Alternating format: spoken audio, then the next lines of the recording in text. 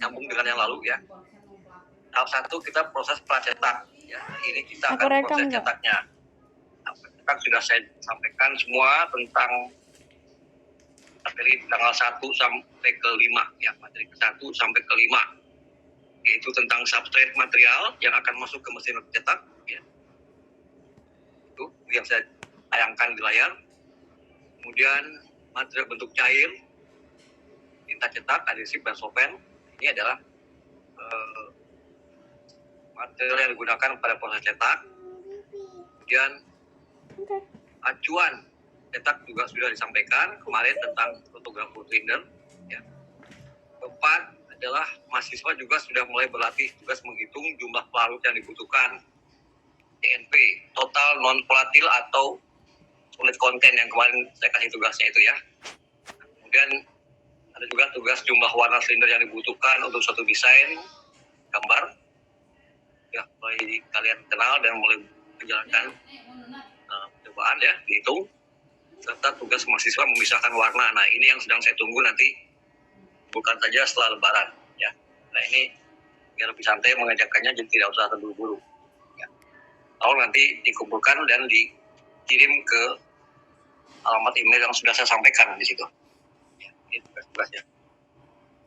Oke, ini contoh-contohnya secara visual adalah seperti ini ya. Sebelah kiri itu adalah bentuknya roll ya, macam-macam namanya ya, ada PT, MST, MXT, dan MST ya. Ini sifat nama-nama dari slogan tersebut.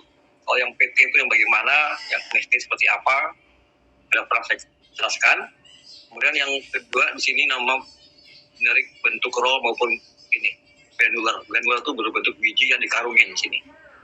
Jadi bentuk lembaran roll itu seperti ini ya. Walaupun namanya sama, bisa juga ya, ada polipropilin bentuk roll, ada polipropilin bentuk biji plastik. Polietilen bentuk roll juga ada, yang plastik juga ada ya. Tergantung kita mau masuk di mesin mana. Dan macam-macam nama-namanya ya. Ini nama generik semua, bukan merek ya. Ini bukan merek, ini nama generik dan kode-kodenya, singkatannya. Oke.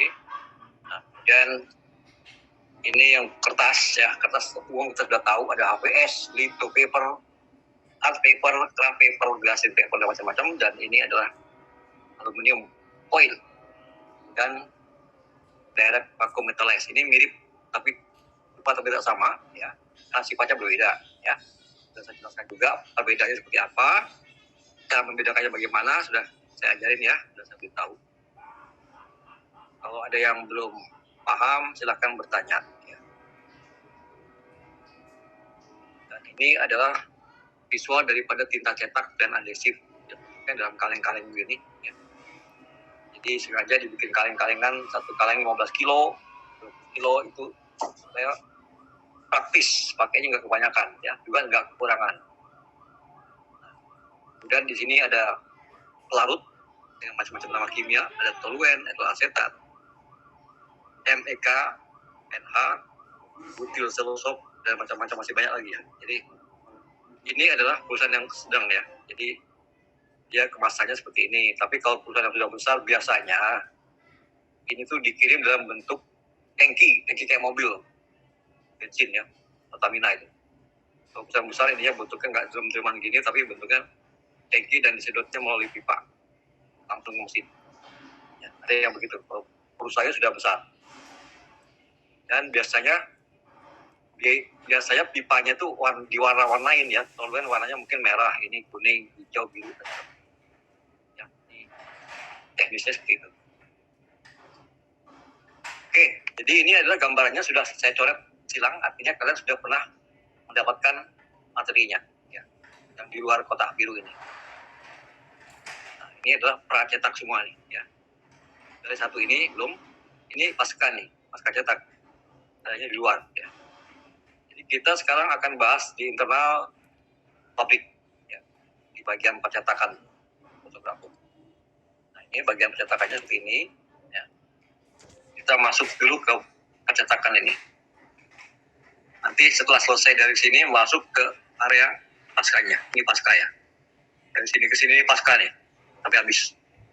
Jadi paskanya ada proses di tengah dan proses terakhir, itu pasca juga namanya.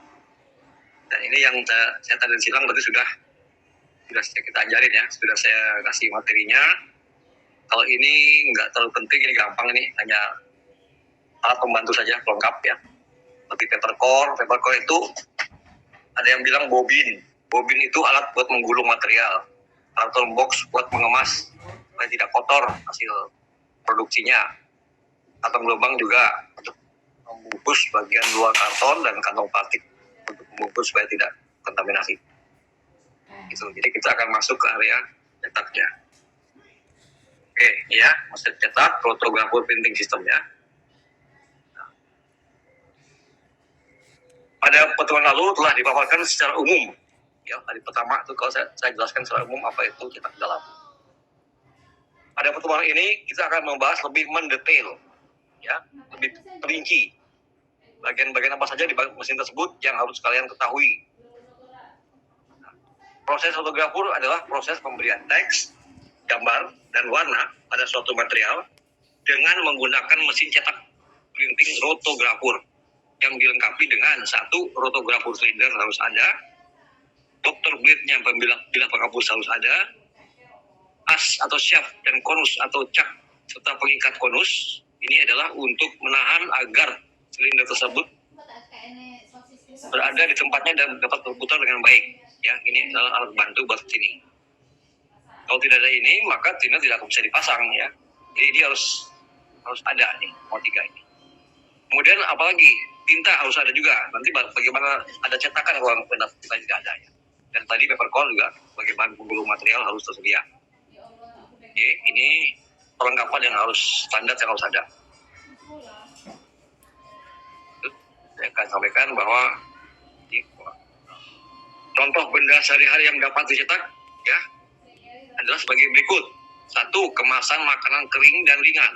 Misalnya mie instan, snack, biskuit, bumbu masak, dan macam-macam. Kemudian bahan pembuat makanan. Kemasan tepung, gula pasir, kopi, dan susu ya. Kemudian kemasan pembalut itu di diapers, pembalut wanita ya, diapers bayi, popok bayi. Lalu kemasan farmasi dan jamu. Lain kapsul ya, kalau kapsul dibuatnya bukan menggunakan rotografer ya. Kemudian label botol air mineral dan air isotonik ya. Dinamakan sering label, jadi itu menggunakan plastik yang mudah diciut ya. Langsung nempel di botol tersebut dengan cara proses pemanasan ya.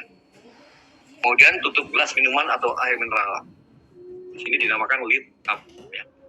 Kemasan stationery, misalnya kemasan kertas fotokopi ya. Paper one atau ya, kertas gitu ya. Terus bungkus-bungkus kado dan lain-lain sebagainya. Inilah contoh hasil cetak fotografer. Kemudian khusus untuk nomor 4, jamu dan farmasi, dan nomor 5 dan 6 ini catatan yang biru, itu prosesnya tidak sembarangan, harus di dalam suatu ruangan yang bersih, steril, supaya kemasannya itu bersih, tidak terkontaminasi dengan bakteri. Ya. Ini khusus ruangannya. Jadi yang kerja pun harus sehat, pakai penutup kepala, ya, sepatu, pakai masker, ya, tidak boleh sembarangan yang kerja itu. Karena isinya adalah langsung bersentuhan dengan makanan dan air. Oke. Kemudian berikutnya adalah rotografer dapat juga digunakan untuk memproduksi majalah, ya, folding box. Ini manfaatnya. Kemudian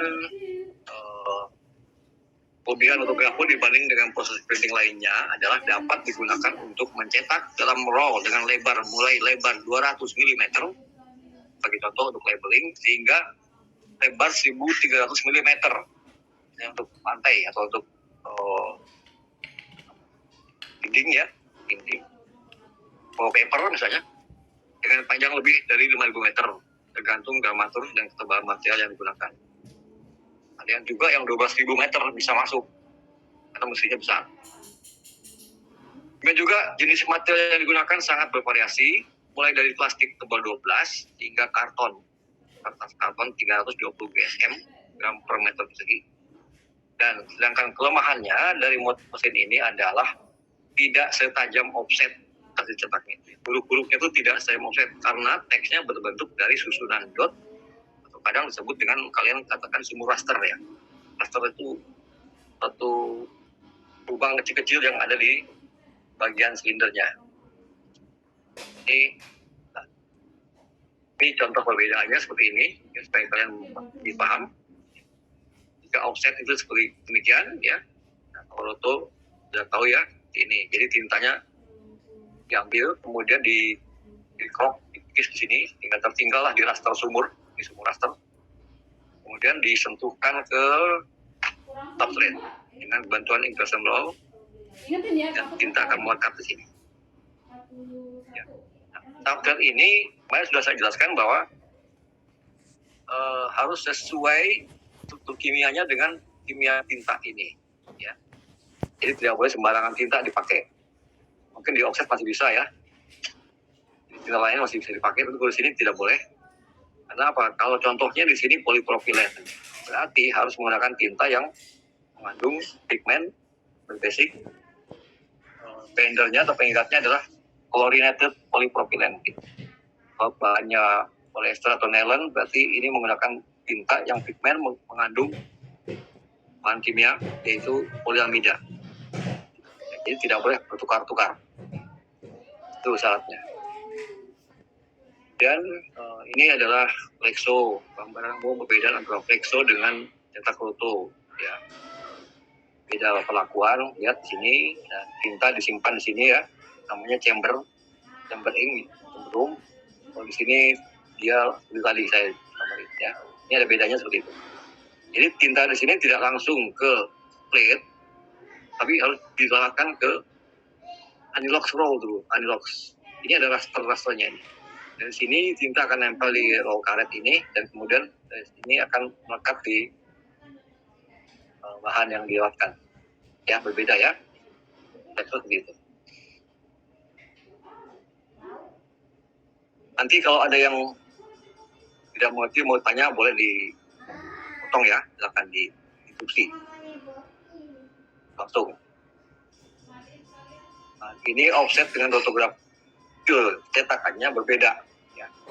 Offset itu garisnya lurus, bagus-bagus. Ya. Kalau rotografur bergerigi kasar. Tapi kalau sudah terlihat dari jauh tidak akan kelihatan. Kayak ini dibikin sehalus mungkin. Ya. Dan kemudian ini kan akan bertumpukan juga dengan warna-warna lain ya. Jadi lebih saru ya, lebih terkamuflase ya, dengan warna-warna yang berbeda. Ini bentuk hurufnya. Lalu kalau saya lihat huruf yang lain juga seperti ini ya. Contoh di sini saya ambil huruf Z ya. Bandingkan dengan planografi ya, ini bagus. Dan kalau ini sistemnya adalah menggunakan matrix ya, seperti ini atau dot matrix untuk inkjet. Bandingkan dengan teks hasil cetak yang menggunakan mesin-mesin yang bukan fotografer. Lihat seperti ini ya. Hanya bisa dilihat dengan menggunakan kamera lensa dari loop kebesaran 70 kali. Baru bisa lihat, mata kita bisa lihat. Ya, 100 kali bisa lihat. Kalau mata biasa sekarang nggak bisa lihat. Ini karena pembesaran aja. Oke. Saya akan tunjukkan di sini beberapa contoh mesin cetak fotografur ya. Foto-foto Jaya. Ini contoh fotografur merek Fuji ya, kota Jepang. Ini ya. Besar mesinnya, panjangnya sekitar 25 meter, 30 meteran ya. Kemudian berikutnya adalah contoh mesin fotografur merek Orient, juga buatan Jepang. Besar ya, mesin fotografur. Ya. Gak ada yang kecil fotografur itu, besar-besar semua. Kecuali yang kemarin saya tunjukkan satu warna itu. Ini mesin yang besar yang untuk cetak banyak ya. Lalu contoh mesin fotografur Orient juga, Jepang, model yang lain ya. Ini beda dengan yang tadi ya. Ini beda. Lalu berikutnya adalah mesin merek SLK ini buatan China, ini kecil ya. Diameternya mungkin kecil dan panjangnya juga nggak terlalu besar ini. Cetak-cetak yang pendek-pendek. Lalu Berikutnya buatan Bob Italia ini yang menurut saya ini paling mahal ya, paling canggih dan paling modern di sini. Karena serba otomatis, mulai dari warnanya, mencerkannya pun demikian ya, pakai alat yang khusus, pengeringan, pendinginan segala macam. Ya, ini sudah modern sekali dan memang mahal. Ya. Nah, kemudian kalau kita bicara mesin cetak fotografur, kita harus tahu spesifikasi. Nah, ini harus kalian belajar ya, spesifikasi itu seperti apa. Spesifikasi mesin fotografur printing. Mesin fotografur printing mempunyai spesifikasi yang tidak baku. Nah, maksudnya adalah speknya tidak seragam. Seluruh dunia itu nggak seragam. Tergantung dari pabrik mana yang memesan dan untuk kebutuhan apa dia cetak. Jadi, saya pesanan kita sebagai butuh unik ya. Satu mesin dengan yang lain bentuk sama, tergantung dari masing-masing pabrik mesin industri yang membuatnya berdasarkan pesanan. Ya. Kadang-kadang ada permintaan khusus yang diminta oleh industri packaging ya. Packaging yang minta, saya minta yang ada ininya, yang ada alat buat muter film, saya gitu kan. Nah, harga itu bervariasi ya, tergantung pabrik mana dan negara mana yang menjualnya. Ya, itu speknya. Oke, ini saya ambilkan satu contoh saja, spek yang umum. Spek umum mesin fotografur, ya. Standar. Yaitu sebagai contoh saya ambilkan satu mesin buatan Jepang ini, FTS tipe 6 color. Artinya dia bisa mampu mencetak dengan 6 silinder.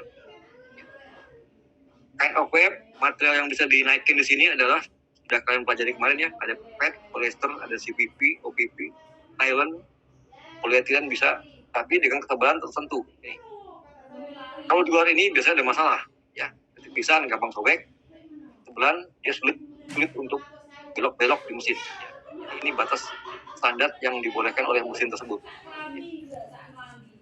Kemudian web atau rolling garis lebar rollnya itu dia katakan di sini paling besar 1250 mm, paling pendek 600.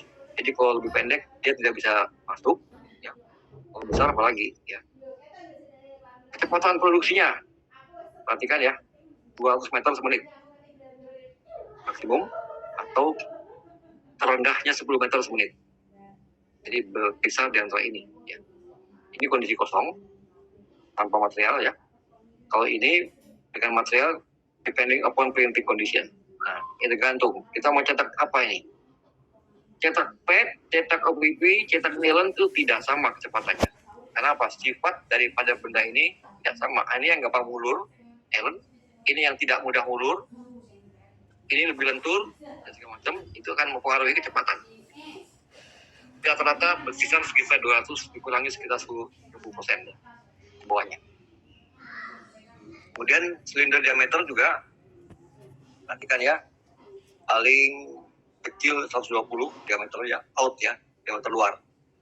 Lalu diameter besarnya 300. Kalau kalian paksa pakai yang lebih besar maka tidak bisa masuk.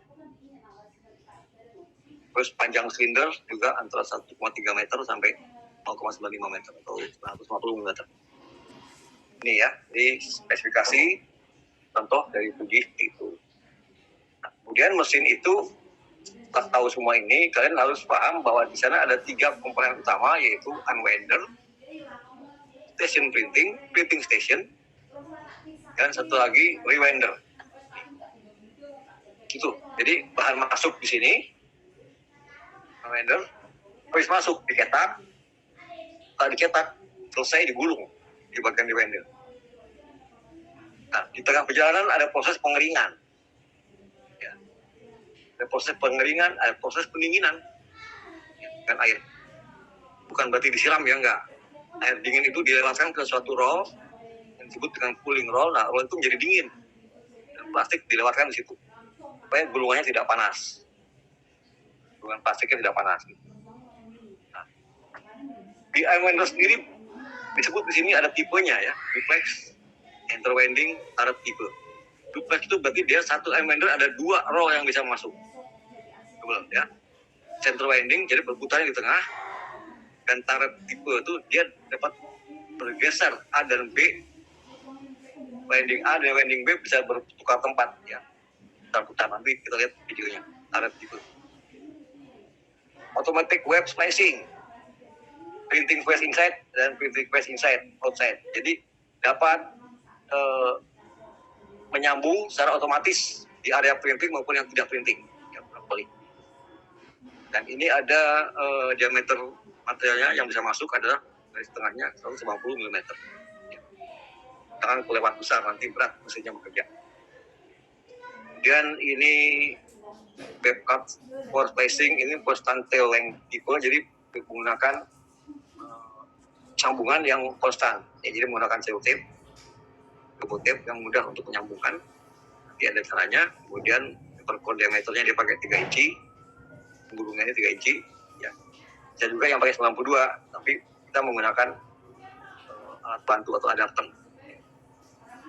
Unwinding diameter 600. Ya. Ini spek-spek. Unwinder saja. Rewindernya hampir sama. Ya. Jadi antara melepas roll dengan menggulung roll hampir sama. Fungsinya semua hampir sama. Kemudian di tengah-tengah di antara itu ada printing station. Nah, ini jumlahnya ada berapa, tergantung warna berapa dia mau pakai. Bisa 4, 5, 6, atau 10. 10 unit. Dia di sini menjelaskan printing silindernya menggunakan shaftless. Artinya, pada saat dipasang, silindernya itu tidak menggunakan as. Jadi menggunakan air chuck. Chucking itu porus, ya. Jepit ujung kiri kanan di lubang hollow itu kan silinder kemarin sudah saya jelaskan, ada yang bentuk hollow, ada yang menggunakan mandrel. Hollow itu tengahnya berlubang. Nah, ini menggunakan silinder yang tipe tengah berlubang, karena nanti di mesin akan dijepit dengan chucking, ya, jepit silinder atau settingnya silinder. Nah, ini pressure-nya, tekanannya bisa mencapai 8.000 Newton maksimum. Jadi impression roll tersebut pada saat menekan film, dia paling tinggi dapat mencapai 8.000 Newton. Itu spek-speknya yang utama, major feature namanya. Spek. Rewinding sama, ya. Hanya dia fungsinya terbalik, dia menggulung. Dryer, dia menggunakan heated air blow tipe. Dia menggunakan thermal oil. Thermal oil itu artinya di dalam pemanas tidak menggunakan listrik seperti kita kalau sedang menggunakan setrikaan, ya. Setrikaan itu kan ada bagian dalam yang disebut dengan komponen yang panas itu, elemen, ya. Namanya. Di sini tidak menggunakan, tapi dia menggunakan oli yang dipanaskan. Kemudian oli yang panas tersebut dilewatkan ke namanya heat exchanger. Heat exchanger itulah yang menjadi panas dan udara di sekitar heat exchanger ditiupkan ke film. Ya, jadi dikatakan sumbernya adalah dari thermal oil. Kemudian driving unit, motor penggeraknya adalah vektor, ya, vektor kontrol. Jadi dia terhubung dengan bagian-bagian lain dari mesin tersebut, tidak tunggal, ya. Jadi untuk tensionnya, untuk daya tariknya, tegangannya semua terkoneksi dengan putaran motornya. Jadi makin kencang motor, maka daya tahannya tuh untuk mengerem makin tinggi juga. Ya, jadi film itu tetap berjalan dengan mulus, tidak ngelonong, banyak panjangan atau kependekan. Kemudian permintaan tenaga listriknya juga besar sini, ya. 139.000 watt satu kali, karena memerlukan beberapa motor dan pemanas. Air pendingin dia minta suhunya 25 derajat dan konsumsinya adalah 14,4 ton per jam, banyak sekali, 14 ton air. Kita yang kalau dibuang, ya. Jadi airnya dibikin sistem sirkulasi, berputar-putar masuk ke bak dulu, kemudian nanti didinginkan dengan chiller pendingin air, dan setelah dingin dipompa lagi ke mesin, balik lagi, terus begitu. Jadi nggak dibuang, tetapi sebulan sekali harus dikuras, ya, karena itu kan air sudah jadi kotor, harus dikuras. Itulah spek-speknya, ya. Ada yang bertanya tentang spek?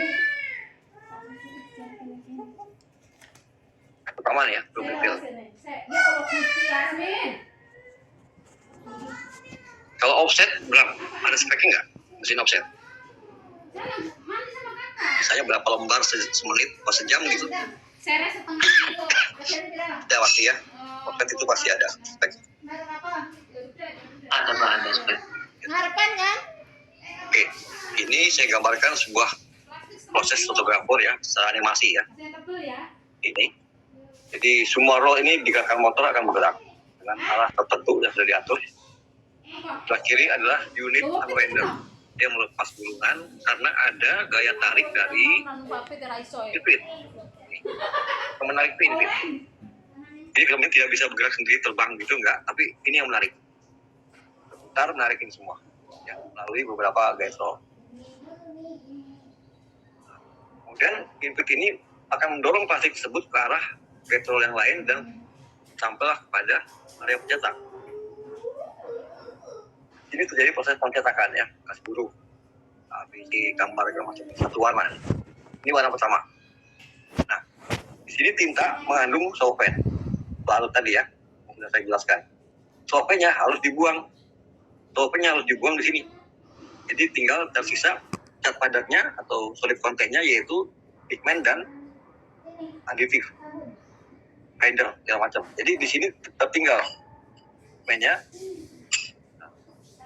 Kemudian ini kan area panas ya, kita dryer box ini suhunya sekitar 60 derajat, ada yang sampai 80 derajat, tergantung permukaan gambar. Nah, ini harus dalam satuan hitungan detik didinginkan oleh cooling roll tadi dengan air pendingin. Ya, di sini ada air lewat dalam, kemudian rollnya menjadi dingin dan film tersebut dilewatkan. Ya, dilewatkan, maka setelah dingin baru lanjut ke warna berikutnya nih sebelah kanan. Ya, warna berikutnya masuk dulu ke kompensator roll. Ini namanya kompensator roll. Ini roll berkompensasi bisa naik bisa turun tergantung masukan dari sensor yang ada di sini. Jadi di sini ada sensor untuk melihat gambar dulu. Jika hasil cetak satu dan kedua tidak pas, maka dia akan memposisikan diri untuk nyetel pada posisi yang tepat. Ya, jadi masuk situ. Nah, warna kedua ya, sama dengan warna satu tadi, kena tinta, nah impression roll juga. Ini. Dan masuk ke pengering, masuk ke pendingin. Nah, di sini ada alat sensor untuk melihat apakah gambar yang tercetak di satu dan di dua sudah tepat atau belum, misregister atau tidak, lari atau tidak, tepat atau tidak. Nah, dia akan mensensor dan akan mengatur gerakan ini naik turun. Jadi kalau terlalu maju, dia akan turun. Kalau terlalu pendek, dia akan naik ke atas. Ya, dia akan naik turun. Dan ini pun masuk ke area output unit selesai. Ya. Berakhir di reminder unit. Ini kalau kita gunakan 2 warna. Tapi kalau rotografernya itu 8 warna, 10 ya ini ada 10. Jadi lewat 10 baru terakhir di sini. Ya, 3, 4, 5 dan seterusnya. Paham ya? Jadi itu langkah-langkahnya. Kemudian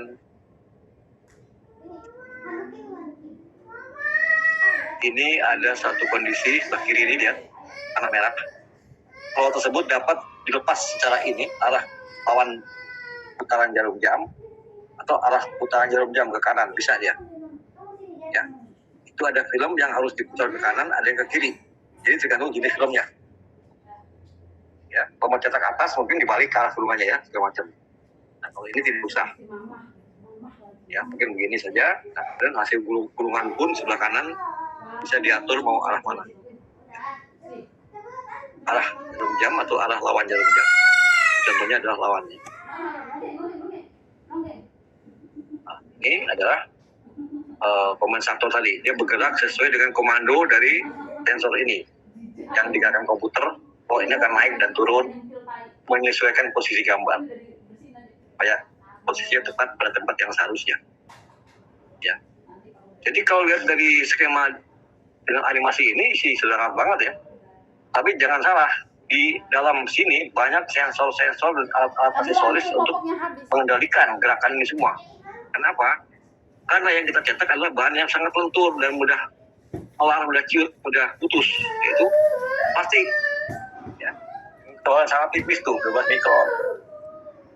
Jadi harus ada dibantu dengan alat-alat, masuk juga tinta. Nanti tinta juga ada yang menggunakan viscosity controller, ya kan, dengan pompa tinta segala macam. Jadi ini tidak bisa berdiri begini saja semudah ini, enggak sulit. Ya.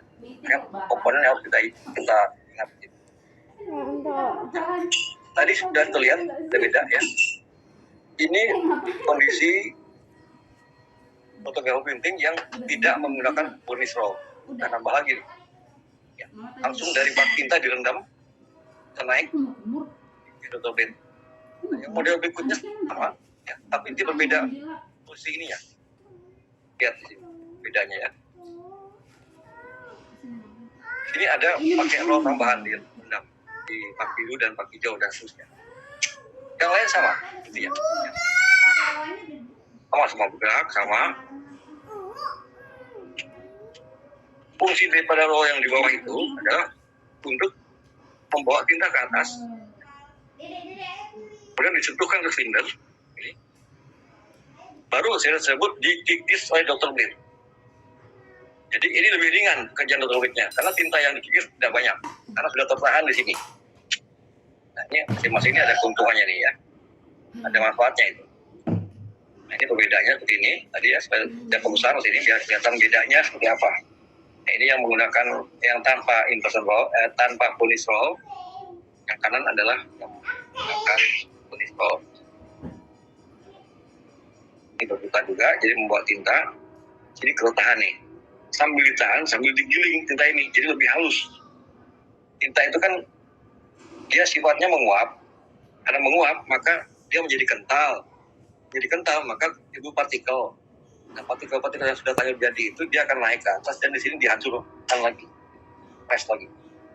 Setelah halus, baru dia akan masuk ke dalam blaster dan dia akan bisa tercetak yang rapi. Ya. Jadi sekarang mesin-mesin fotografer yang modern menggunakan yang metode kanan. Yang kiri sudah jarang saya lihat di pasaran ini. Masih ada juga orang kota yang pakai, tapi ini sudah dianggap ketinggalan ya. Jadi yang modern menggunakan ini. Tintanya lebih halus, tapi dihemat tinta karena tintanya tidak dibuang-buang.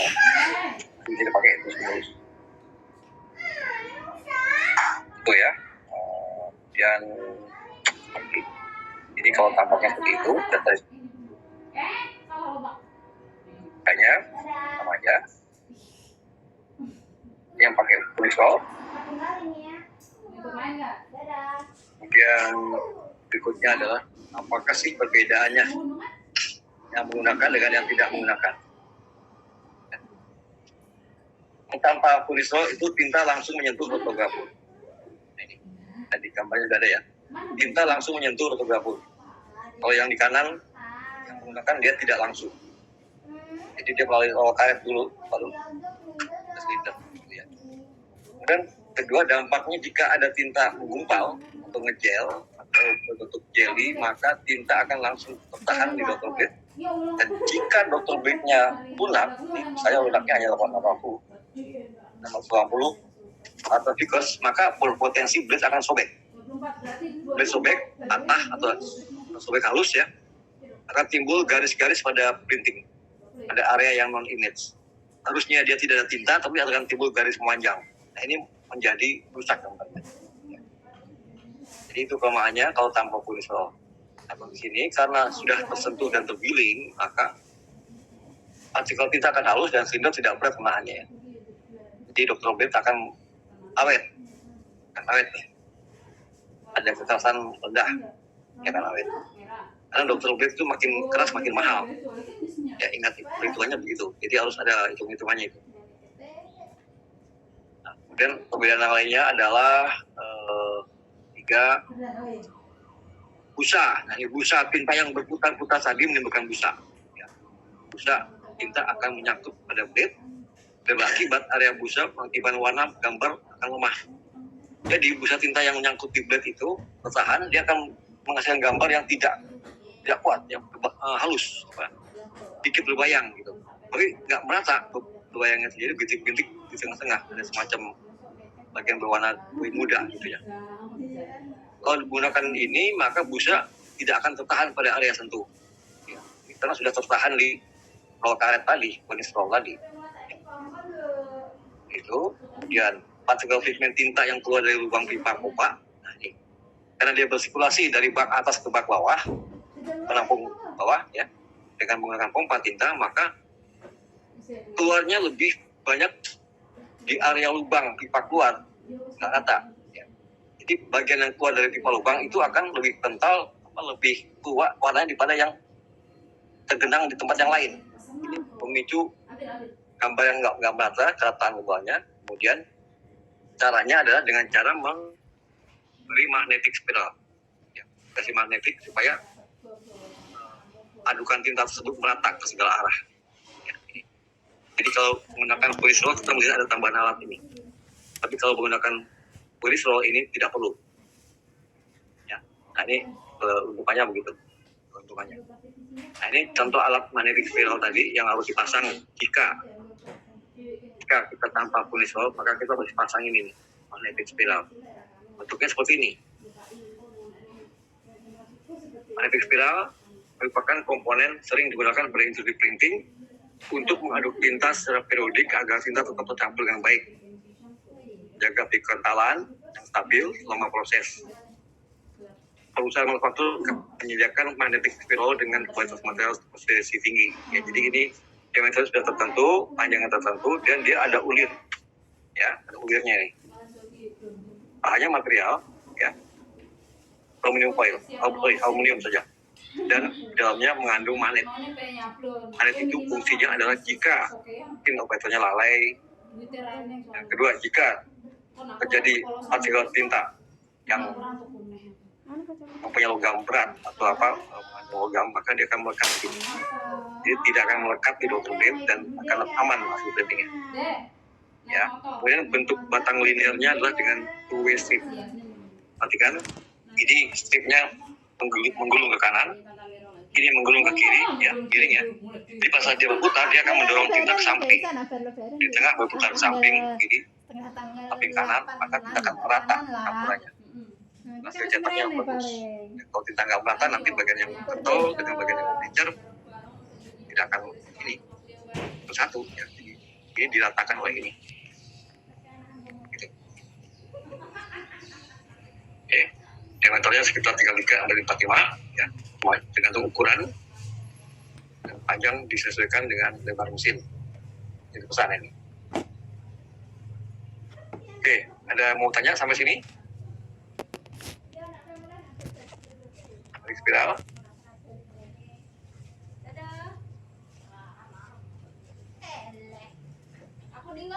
Oke, kita lanjut. Sekarang kita masuk ke area pengenalan nama beberapa komponen utama mesin cetak. Ya. Ini contoh ambil satu gambar mesin cetak. Kita lihat di sini lokasi unwinder terletak di sebelah kiri. Ya. Nah, setelah unwinder film tersebut dipasang, maka masuk ke area printing. Jumlahnya bisa dikit bisa banyak tergantung pesanan. Lalu di ujung adalah lokasi rewinder, tempat menggulung. Rewinder, ya, kan? Baik. Kadang-kadang gulungnya tidak di sana, dia di sini. Kenapa kan? Ya, seperti tadi saya katakan di awal, kalau pabriknya sempit, dia akan pindahkan ini ke sini. Ya, atau di sana mungkin ingin jalan dua kepala misalnya. Dua kepala itu artinya di sebelah ini ada 8 warna misalnya, yang sini 4 warna jalan artikel kemasan jauh, yang sana jalan kemasan biskuit misalnya. Itu bisa dilakukan kalau ininya ada 2 ya. Jadi unwinder sini 1, unwinder di sana 2. Jadi ini ada 2 unwinder bisa begitu ya. Jadi tergantung pesanan, sekali lagi mau pesan seperti apa modelnya. Kita kenal satu-satu ya, detail bagian mesin, fotografer printing. Nah, inilah mana teknisnya seperti ini ya. Jadi kalau kita beli mesin pasti dikasih gambar. Megangin gini ya. Kenapa nggak dimasukin? Ini terlihat. Karena nanti kalau dimasukin nggak bisa kerekam. Rewinder, unwinder. Ya, rewinder, unwinder. Jadi film masuk di sini, pasang di sini. Hasilnya muncul di sini. Oke. Sebelum muncul dia akan melalui bagian-bagian mesin di sini. Ya, ada roll, ada EPC di atas. Bermanggang-manggang lah. Dan EPC masuk ke printing nomor 1. Panas. Ya, Tadi sudah saya jelaskan Panas karena mau tidak. nih. Lewat pengering, kemudian di sini pendingin. Ya. Pendingin, setelah dingin masuk ke warna kedua. Ada. 3, 4, 5, 6. Gitu. Ya, ada impression roll di sini. Saya kira sambil dibungkusin biar kedengeran. Ada impression roll di sini. Ini apa? Lalu ada cooling roller di tiap warna. Ya, setiap warna satu pendingin di sini. Kemudian dari setiap warna ada satu kompensator roll. Dan tadi saya katakan untuk kompensasi posisi warna tersebut supaya tercetak tepat pada waktunya, pada tempatnya. Ya, dan ini juga sama. Nah, jadi terakhir di sini lihat fiturnya berbeda ya. Karena apa? Karena warna terakhir di sini adalah warna blok. Jadi kalau di fotografer itu kan urutannya dari yang tua ke yang muda. Biasanya warna muda tuh warnanya sudah blok. Ya. Untuk warna yang banyak tintanya dia di ujung akan dikeringkan dengan lebih sempurna lagi karena 2 kali lewat ya. Pertama dari warna dia keringkan di sini. Ya. Kemudian dia lewat lagi, balik lagi ke kiri. Ya. Dan baru dikirim ke atas. Ini. Setelah betul kering, baru diseret ke arah belakang dan masuk ke area kontrol gulung ini di bagian grinder. Begitu ya. Jadi gambar teknisnya seperti ini dan ini nama bagian-bagian mesin. Nanti jika kalian mungkin ada yang magang atau praktek industri, saya akan lakukan ini film saya lepas ya. Lepas nanti kalian yang masang yang pagi harus bisa. Mana belok-beloknya nih? Nggak beloknya nggak masalah. Ya. Ikutin gambar yang dari mesin digambar. Saya berikan gambarnya dan kalian pasang pakai ini dong. Tahu ini. Terus gitu ya. Terus. Nah, langsung pasang nanti saya tes coba di on. Kalau dia film jalan dengan halus, berarti kalian masangnya benar. Tapi kalau baru jalan sebentar aja langsung putus atau jadi bulur, atau jadi kendor, berarti kalian ada yang salah pasang. Dicari di mana yang salah. Kanan dia. Tolong ya, ini diperhatikan. Kosong kan. Karena nanti di dalam soal ujian pun akan keluar ini dengan saya kosongkan namanya. Ya. Kalian yang isi. Nanti di sini ada keterangan fungsi-fungsi atau apa. Ya. Nanti jelaskan lebih lanjut nanti. Oke, dari gambar ada yang mau tanya? Silakan.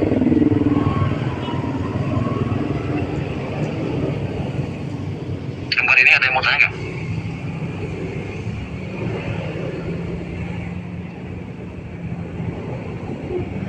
Saya mau nanya kalau mesin ini tadi berapa roll? Gimana? Kurang jelas soalnya. Saya keras sedikit. Mesin ini berapa roll?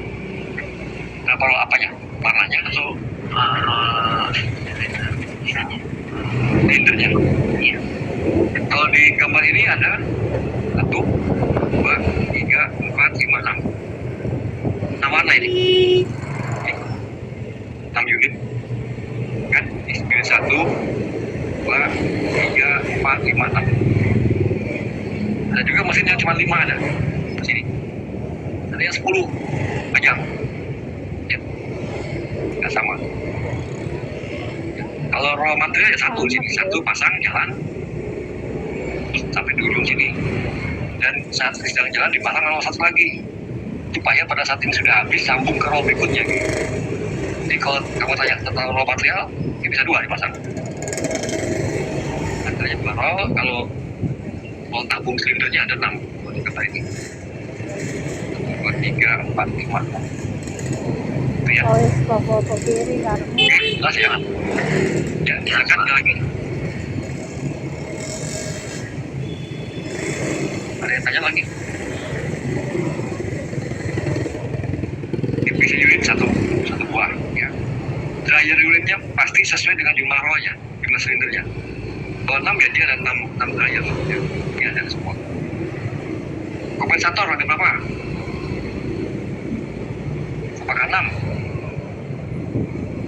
Kompensator nih. Tanya jadi soal ujian kompensator roll dalam mesin fitting 8 warna ada berapa? Ada 7. Kalau 7 6. Jadi tidak mungkin dia misalkan ada banyak mesin ini, nggak mungkin, karena warna 1 kan nggak perlu di setting. Itu di warna kedua, sebelum cetak di warna kedua dia mesti diposisi kan lebih tepat. Pada cetak di warna kedua, warna ketiga juga diposisikan lebih tepat pada switchnya. Tapi nggak mungkin ada alarmnya. Jadi kalau saya tanya, ada berapa kondensator dalam sebuah mesin printing? Fotografur yang jumlahnya ada 10 warna, jumlahnya adalah 9. Atau ada berapa reminder? Coba 2, misalnya gitu kan. Jika, makanya perhatikan nanti pertanyaannya. Jika mesin tersebut itu yang bojangin dapat mencetak 2 kepala atau 2 artikel sekaligus dalam satu mesin, berarti ada 2 reminder dan 2 reminder. Itu jawabannya. Kalian paham untuk bisa menjawab. Oke. Kemudian kalau ada pertanyaan lagi dari saya misalnya, ada berapa EPC unit di dalam sebuah mesin fotografi printing yang bisa mencetak 7 warna misalnya? Jawabannya adalah 1, ya, mungkin ada 7. Ya. Ini 1 dalam satu mesin. Kalau kondensator ada 8, ada 7, kalau 9 ada 8. Jadi kalau paham pasti menjawab yang benar. Makanya sekarang saya tanya, udah paham belum? Oke, kalau dia mati sudah paham. Nah, lanjut ya. Ke reminder dulu, ya, bagian yang pertama.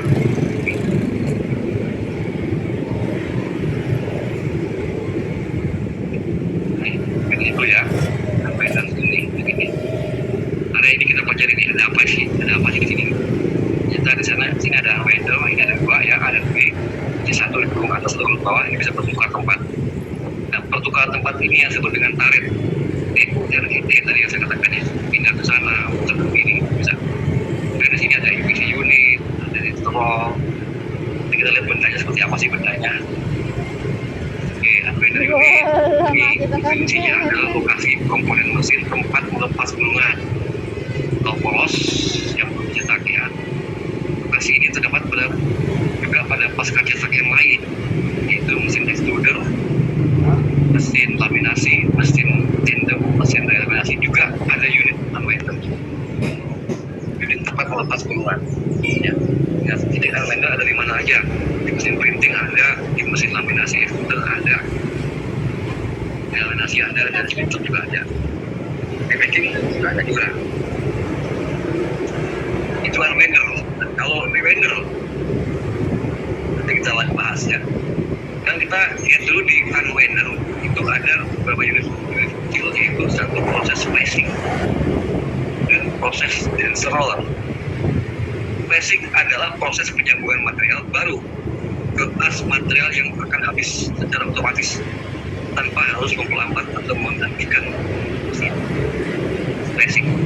Jadi kalau roll yang dipakai itu lapis ya, kita nggak usah berhenti, langsung aja pencet tombol flashing, maka dia akan menyambung kepada roll yang masih pro. Yang printing langsung masih jalan terus.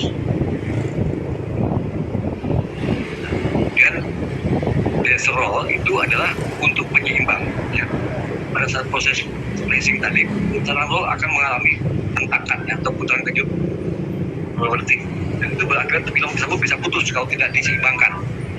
Jadi diimbangkan dengan alat ini ya, kemudian denser pemantau keseimbangan tegangan film dan berproses, di mana hasil sensor diinput masuk komputer ya.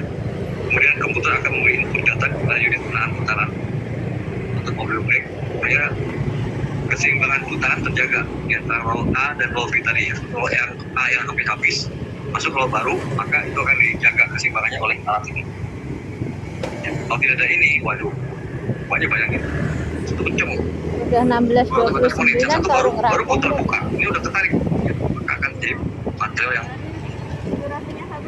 masa berhenti lagi mesin, nyetel lagi dari awal gitu ya. Jadi kita harus bukan adalah keseimbangan tekanan. Enggak tahu, itu megangin ada detikan. Yang ada detikan, enggak kelihatan. Enggak tahu, itu cuma megangin, enggak megang-megang yang sebelah kiri. Ada detikan berjalan. Window juga punya alat yang Oh, sama. jalan. Ya Ada udah kalau spacing, masih jalan. ada cancel. Ya. Suara Hanya kita bedanya, juga kerekam tau. jadi kalimatnya jelas ya. Pre-window ada Suara motornya nggak proses tahu. pembukusan material yang hampir penuh. Jadi ada roll yang sudah penuh tercetak, itu kan penuh. Harus diganti dengan core baru yang masih kosong. Maka kita pindahkanlah dia. Kalau tadi tidak balik. Yang bukan material baru ke material yang akan habis. Jadi material yang akan habis masuk roll baru. Kalau di sini balik, ya, balik ini. Fungsi netral sama, ya, untuk menjaga keseimbangan tegangan. Jadi dua alat tersebut ada netral, ada spacing, di vendor dan vendor sama alatnya ini. Ingat, perhatikan ya, nanti kamu juga akan masuk ke area pasca cetak. Ini rewender, tadi unwinder.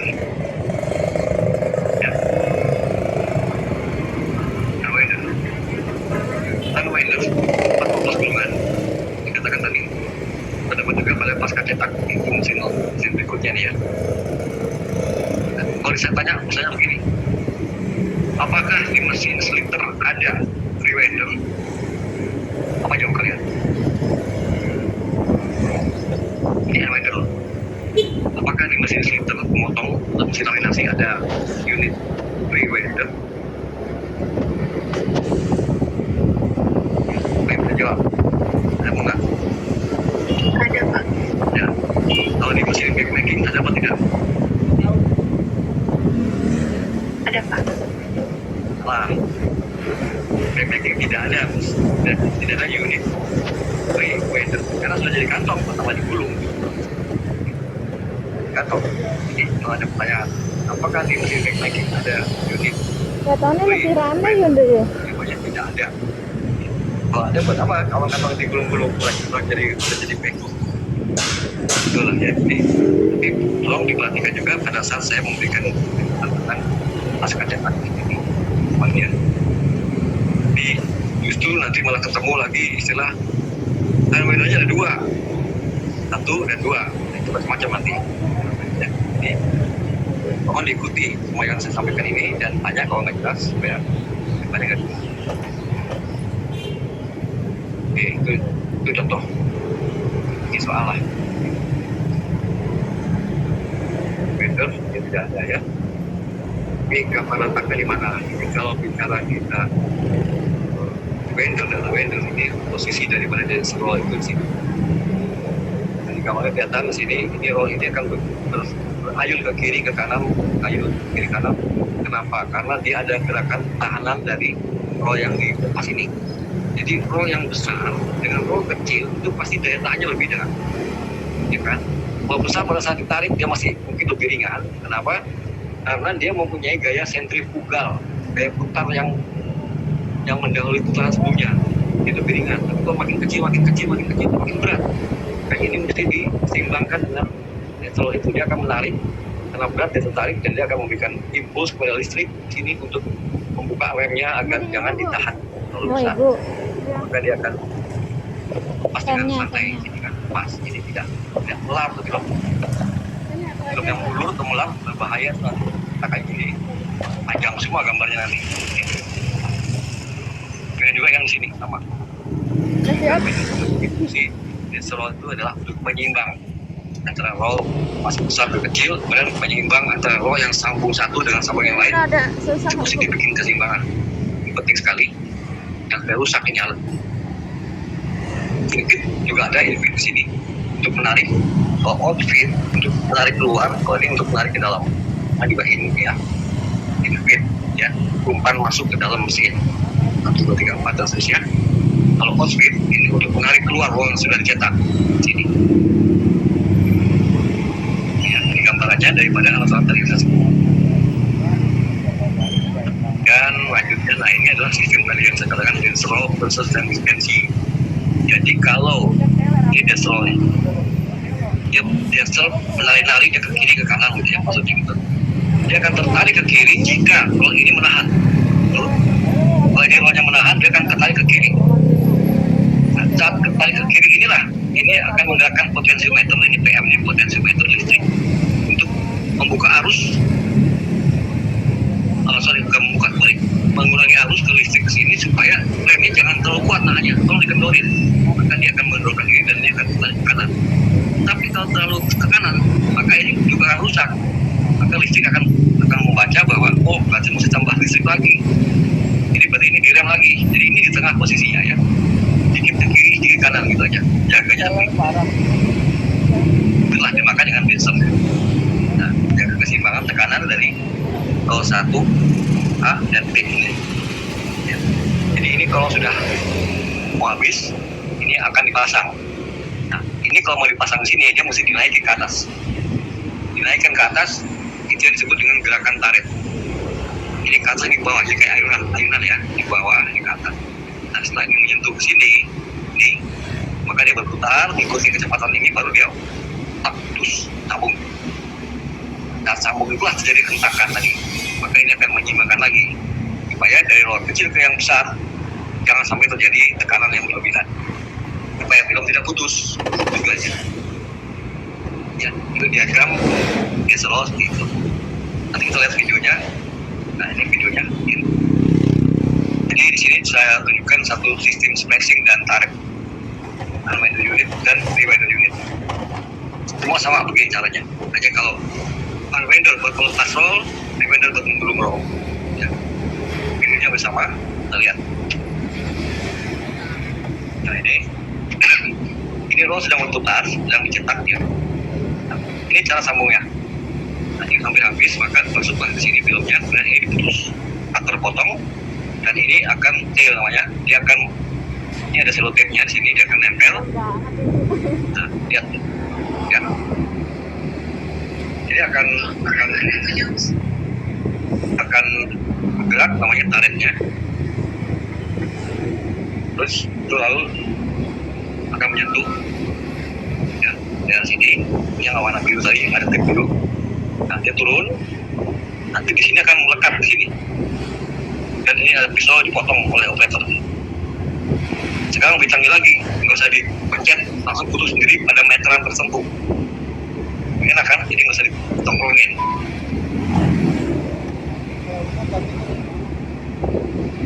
Nah, terus ya, nah, jalan terus, udah selesai.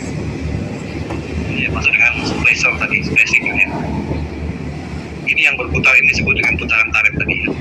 Ini anggaplah ini A dan B ya. A-nya B-nya habis, masuk yang A kan. Ini kosong sudah, tinggal dilepas ini. Lepas ini pasang roll baru. Nah, ini yang tadi saya masuk dengan mobil brake tadi, remnya menggunakan listrik ini, rem listrik.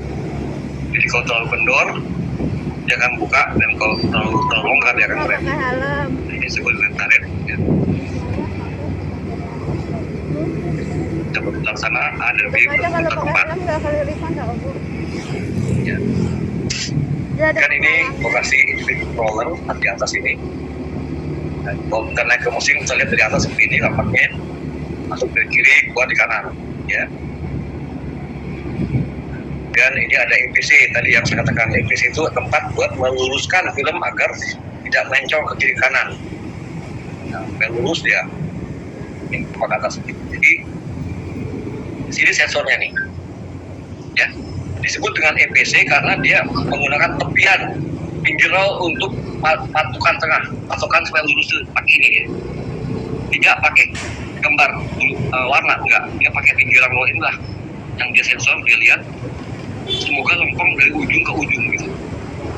Ini yang kerja, jadi tolong nanti dijaga ini kebersihannya, nggak boleh kotor ya. Kalau ini sampai nggak berfungsi, wah sudah habis deh.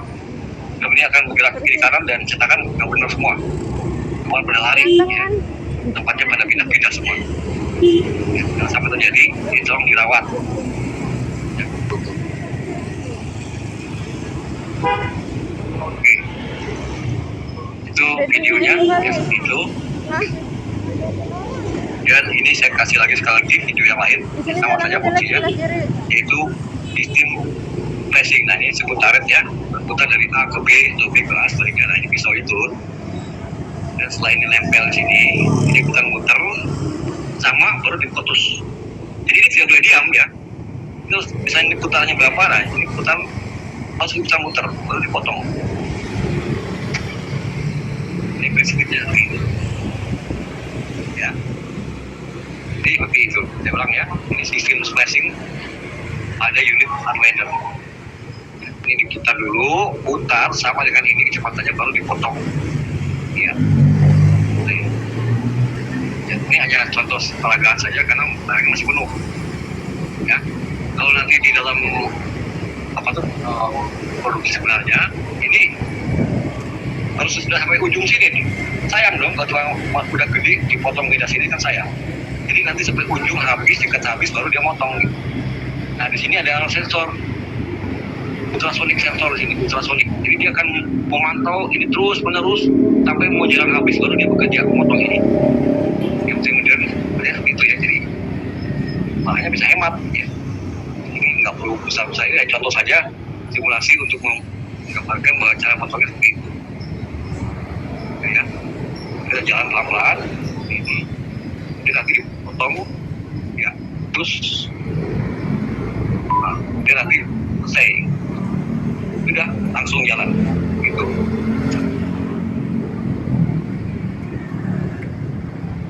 Ya, ini pisaunya, potongnya, cutternya. Oke, ini yang tadi saya katakan sebagai foto letak powder bag. Powder itu tepung, bag itu rem tepung.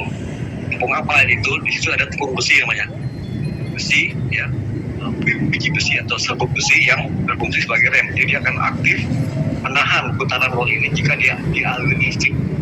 Listrik dari mana? Dari sensor tadi yang memberi sensor bahwa film terlalu tegang atau terlalu kendor. Dia akan bekerja jadi menahan mengendorkan. Ya. Jadi dalam unit unwinder terdapat komponen mesin yaitu infeed unit, fungsinya untuk menarik film agar lepas dari gulungan. EPC, Edge Position Control, fungsinya sebagai sensor pergeseran film akibat tarikan elektromotor tadi. Langsung. Kelima, control atau penghantar untuk unwinder naikkan letak hampir sepanjang mesin. Jadi control itu di semua mesin sepanjang mesin ada, itu untuk menghantar roll agar sampai ke tujuan. Itu ke warna 1, warna 2, warna 3, untuk pemanas, pendingin, itu dengan bantuan control tadi. Sampai ke akhirnya sampai di rewinder tadi. Dan ini adalah gambaran sebuah unwinder. Ya. Dan dekat saya lihat di sini ada foto lokasi dari infeed tadi yang saya tunjukkan di video ya. Ini lokasi yang hitam nih di atas. Jadi kalau kalian di mesin dia akan tampaknya di atas kepala ini. Dan kalau kalian naik ke atas ini bisa dinaikin di mesin ini, ada tangganya. Ada tangga, dia bisa naik, kemudian melihat ke bawah, tampak di atas ini. Infeed roll tampak samping kalau kalian berdiri di mesin. Infeed roll tampak atas kalau kalian memanjat di mesin. Nah, jadi DPC kalau kalian berdiri di bawah mesin maka tampak sampingnya seperti itu. Ya, ini. Tapi kalau kamu naik ke mesin ke atas tangga maka akan lihat seperti yang bawah. Ya, DPC dari atas di bawah. Ini ada catatan dari saya, hati-hati, awas hati-hati, waspada. DPC singkatan dari Edge Position Control, yaitu alat pengendali posisi dengan sistem tepi di tepi film. Dan kita jelaskan ya dengan sensornya. Kalau LPC, alat pengendali posisi film dengan sistem garis. Garis apa itu? Garis yang sudah tercetak. Jadi kalau dari mesin printing ke mesin laminasi, maka di mesin laminasi dia menggunakan sistem LPC. Itu garis yang dilihat. Mesin printing juga menggunakan garis hasil cetakan. Itu tidak pakai ini ya. Jadi saya ingatkan hati-hati jangan terbalik dalam menjelaskannya kepada saya ya pada saat ada ujian nanti. Baik, ada yang bertanya di sini? Sampai sini ada yang bertanya kan?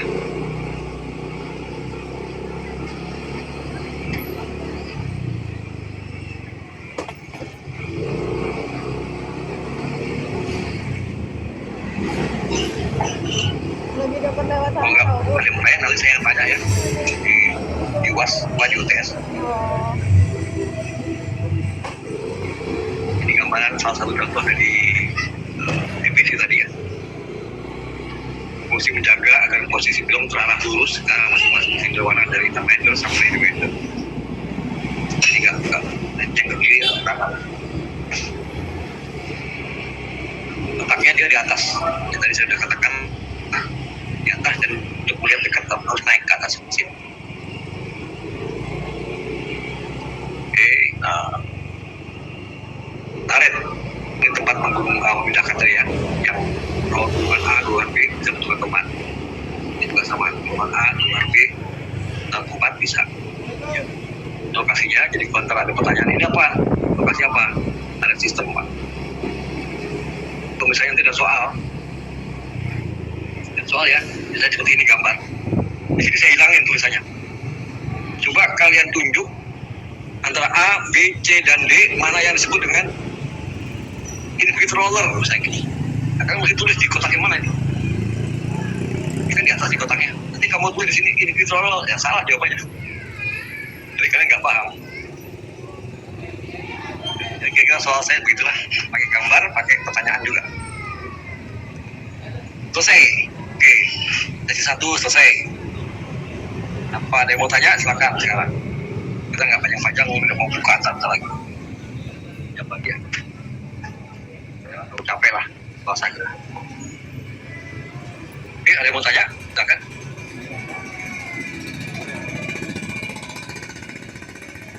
Artinya tidak ada Pak. Tidak ada ya, berarti sudah sangat jelas saya jelasin ya. Sangat jelas ya, berarti kalian sudah paham ya. Nggak salah. Kalau ditanya semua saya yang tanya adalah semua yang saya pernah berikan kok. Nggak menyimpang dari itu. Ya, apa yang saya berikan ini dari 01 sampai pertemuan ke-6 dan seterusnya itu yang saya tanya di situ aja. Tapi tentu dengan variasi pertanyaan yang mungkin ikutin dari sistem soalnya nanti. Ya. Dan cara menjawabnya pun saya gampangin pakai, sebetulnya pertanyaan itu sudah ada jawabannya di situ. Pilihan ganda, ya kan? ABCD. Itu jawabannya di situ, tinggal kamu pilih aja mana yang betul gitu. Ya kan? Jadi nggak susah saya bikin pertanyaan. Nggak usah narasi ya, apa sistem isi nggak usah lah, kepanjangan. Nanti saya juga bingung bacanya. Apalagi saya harus menilai 4 kelas. 5 kelas tuh lamaan ngeceknya. Jadi ini kan pakai sistem pilihan ganda, kalian yang milih sendiri jawabannya ya, mana jawabannya A dan B dan C yang betul yang mana gitu. Jadi saya nilai. Nanti juga nanti ada pertanyaan A, B, C, D jawabannya, tapi jangan dijawab. Kalau kamu jawab itu justru kamu jadi salah tuh ya. Jadi untuk menguji kamu paham atau tidak, nanti ada pertanyaan seperti itu yang muncul di antara 30 soal ya, 1-2 yang seperti itu pertanyaan. Justru kalau kamu menjawab salah gitu. Bukan menjebak loh, ini bukan menjebak, tapi hanya mengukur apakah kalian ngerti nggak dengan gambar itu atau ngerti nggak dengan pertanyaan saya yang saya ajukan. Itu apa? Jadi harus simak baik-baik kalimat demi kalimat itu. Nggak tahu. Komen yang kayak Kalau bunga. UTS apa UAS atau UTS mungkin karena kayaknya harus ini ya, ada wacana tatap muka ya nanti sekali ya, mungkin karena udah kendor kali prokesnya, PKM-nya udah kendor, jadi dibolehkan oleh kampus ya, oleh direktur mungkin dibolehkan untuk UTS-nya atau UAS-nya di kampus. Nanti diatur mungkin jaraknya ke jauh-jauh atau 2 kelas bisa aja dengan 2 pengawas misalnya. Jadi harus belajar serius di situ, karena mungkin bisa open book, bisa juga close book ya. Udah siap? Lihat situasi nanti. Oke, baik. Kalau nggak ada tanya ya saya tutup lah di sini. Ada yang mau bertanya silakan. Kita mau di ini dulu di Zoom. Di Zoom.